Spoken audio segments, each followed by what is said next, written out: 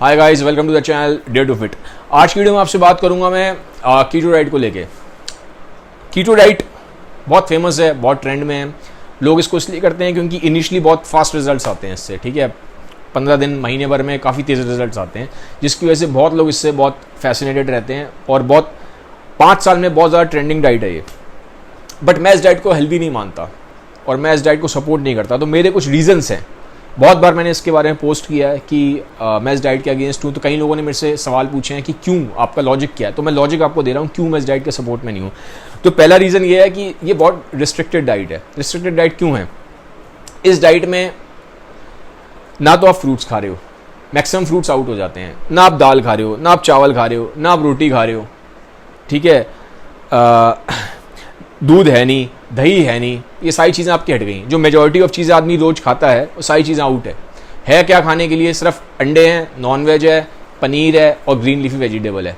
अब पूरे दिन तो आदमी ये नहीं खा सकता कि पूरे दिन आदमी सिर्फ नॉन वेज ही खा रहा है, पूरे दिन सिर्फ एग्स ही एग्स खाए जा रहा है। ये चीज़ें हेल्दी हो सकती हैं, बट हम पूरे दिन सिर्फ पूरी डाइट हम इसके अराउंड घुमा दे तो ये कोई सेंस नहीं है, ठीक है। आपने डाइट से होल ग्रेन्स हटा दिए, आपने डाइट से दालों को हटा दिया, आपने डाइट से मैक्सिमम फ्रूट्स हटा दिए, आपने डाइट से जो डेयरी प्रोडक्ट्स हैं वो सारे हटा दिए, सिर्फ पनीर है, दूध नहीं है, दही नहीं है, सब आउट है। तो ये डाइट कहीं से भी हेल्दी नहीं है, बहुत ज़्यादा हाईली रिस्ट्रिक्टेड डाइट है। कार्बोहाइड्रेट्स इसमें बहुत ज़्यादा कम कर दिए जाते हैं। नॉर्मल आदमी कार्बोहाइड्रेट खाता है, एक एवरेज अगर आप देखोगे 250 से 350 ग्राम पर डे। इसमें कार्बोहाइड्रेट 50 ग्राम से भी कम खाए जाते हैं। तो बहुत हाईली रिस्ट्रिक्टेड डाइट है, लॉन्ग टर्म सस्टेनेबल डाइट नहीं है ये बिल्कुल भी। पहली चीज़ ये है।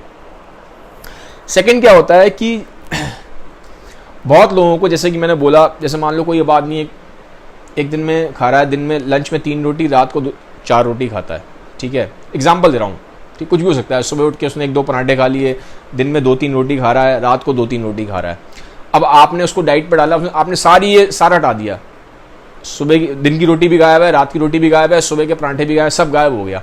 अब क्या होता है, मैक्सिमम लोगों को इसकी वजह से बहुत ज़्यादा कमजोरी आ जाती है। बहुत लोगों का ब्लड शुगर लेवल ड्रॉप हो जाता है, हाइपोग्लाइसीमिया वाले सिम्टम्स होने स्टार्ट हो जाते हैं, ब्लड प्रेशर एकदम से बहुत ड्रॉप हो जाता है। तो ये सब क्या है, बहुत एडवर्स इफेक्ट्स हैं, ठीक है। अब जो एथलीट्स हैं वो तो सह लेंगे, क्योंकि एथलीट्स को बहुत आदत होती है बहुत ज़्यादा रिग्रेस डाइटिंग करने की और बहुत ज़्यादा विग्रेस डाइटिंग करने की भी। बट नॉर्मल जो एक कॉमन इंसान है, ठीक है, नॉर्मल एक आम इंसान को इतनी एक्सट्रीम डाइटिंग की आदत नहीं है। आप एकदम से सारे कार्बोहाइड्रेट के सोर्स हटा दोगे तो वहाँ पे low blood sugar, low blood pressure, ये सारी प्रॉब्लम्स आना स्टार्ट हो जाती है। लोगों को डिजीनेस होती है, चक्कर आते हैं, कुछ केस में लोग बेहोश भी हुए हैं, ठीक है। तो ये एक बड़ी प्रॉब्लम है, क्योंकि अगर आपकी हेल्थ ही ठीक नहीं है तो आप वेट लॉस करके करोगे क्या, ठीक है। ऐसा वेट लॉस भी क्या करना कि हमारे शरीर में जान ही नहीं, हमें चक्कर आए जा रहे हैं और हम परेशान हुए जा रहे हैं। तो इस वेट लॉस का कोई फ़ायदा नहीं है।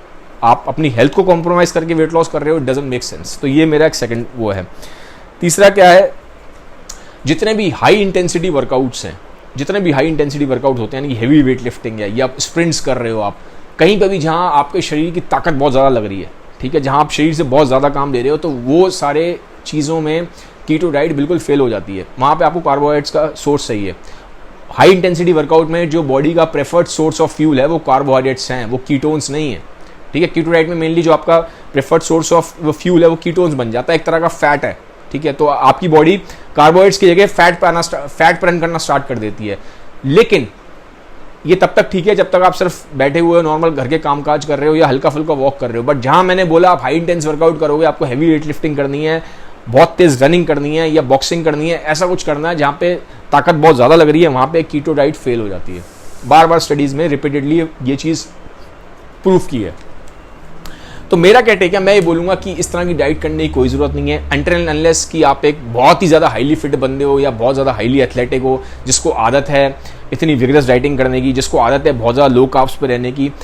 बट अगर आप इस कैटेगरी में नहीं हो, क्योंकि इस कैटेगरी में सिर्फ 1% लोग आते हैं दुनिया में, ठीक है, 1% से भी कम लोग आते हैं। 99% जो लोग हैं वो उस कैटेगरी में नहीं आते। तो जो 99% लोग हैं, अगर आप एक एवरेज इंसान हो, नॉर्मल इंसान हो, आप एथलीट नहीं हो, आपने कभी, आपका इतना बैकग्राउंड नहीं है इतना हाई लेवल की फिटनेस का और विग्रेस डाइटिंग का, तो आप ये चीज़ें ना करें। आप एक वेल बैलेंस डाइट खाएँ जिसमें आपके दाल भी हो, रोटी भी हो, चावल भी हो, फ्रूट्स भी हो, वेजिटेबल्स भी हो, डेयरी प्रोडक्ट्स भी हो, अगर आप नॉन वेज एग्स खाते हैं तो वो भी हो, ठीक है, सीड्स भी हो, नट्स भी हो। तो ये आपकी एक वेल बैलेंस डाइट होनी चाहिए, न्यूट्रिशियस डाइट होनी चाहिए, और एकदम से किसी भी तरीके की एक्सट्रीम में जाने की जरूरत नहीं होती। बॉडी का एक मैकेनिज्म होता है, जो बंदा दिन की 10 रोटियां खा रहा है वो एकदम से सारी रोटी हटा देगा तो ऑब्वियसली उसको चक्कर आएंगे, उसको घबराहट होगी, उसको वीकनेस होगी। तो ये चीज़ें करने की जरूरत नहीं है। वेल बैलेंस डाइट खाएं, पेशेंस रखें, कंसिस्टेंट रहें, आप फिट बन जाएंगे, ठीक है। फिटनेस होनी चाहिए, एक अच्छी फिजिक होनी चाहिए, I do support that, but not at the cost of your health, not at the cost of your energy. तो इस चीज़ का ध्यान रखना जरूरी है। तो गाइस ये था वीडियो पसंद आया इसको सबके साथ शेयर जरूर करिएगा। Have a nice day, bye bye, take.